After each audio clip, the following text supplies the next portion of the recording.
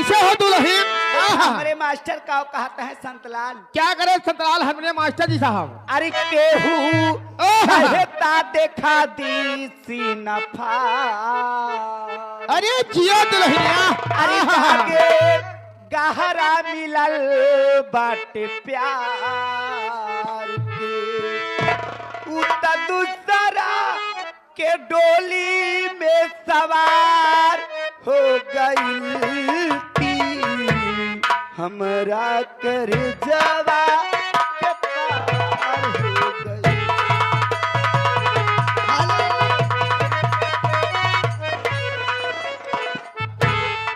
Hello, फरमाइश आ रही है, आप फरमाइश में ध्यान दीजिए।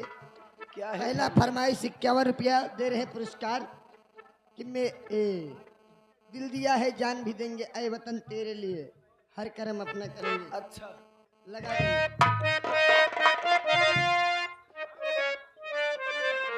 अरे हरि कर्म अपना करेंगे आए वतनी तेरे लिए। क्या बात है? दिल दिया है जान भी देंगे आए वतन तेरे लिए। ये दिल दिया है जान भी देंगे ऐ वतन तेरे लिए, हर कर्म अपना करेंगे हर कर्म अपना करेंगे आए वतन तेरे लिए। दिल दिया है जान देंगे आए वतन तेरे लिए। तू मेरा कर्मा तू मेरा धर्मा ऐ वतन फरमान है। तू मेरा करीमा तू मेरा धर्मा ऐ मेरा वतन अभिमान है। ये दिल दिया है जान भी देंगे ऐ वतन।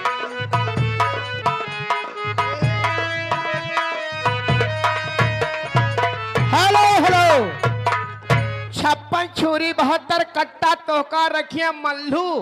ए 56 छुरी 72 कट्टा तोहका रखे मल्लू ठेकेदार पट्टा।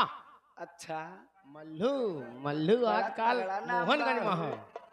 ये 11 रुपया इनाम दे रहे भैया जी को, नमस्कार प्रणाम धन्यवाद। और जेके वीडियो कैमरा वीडियोग्राफिक जिला अमेठी, ये भैया जी की तरफ से 21 रुपया इनाम दे रहे हैं।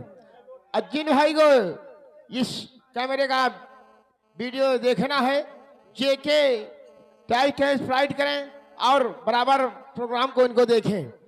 जेके वीडियो कैमरा वीडियोग्राफर जिला अमेठी, ये भैया जी की तरफ से 21 रुपया इनाम। भैया जी को नमस्कार प्रणाम धन्यवाद।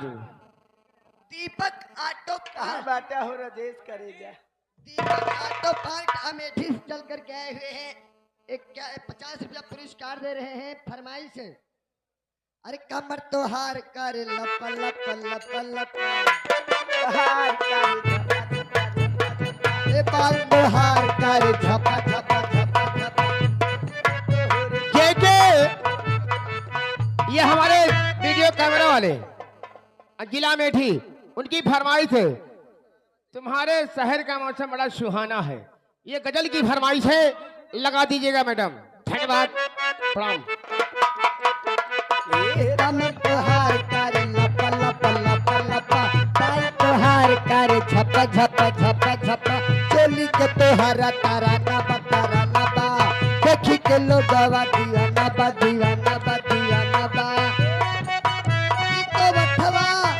ई तो वठवा अजूबा भाई।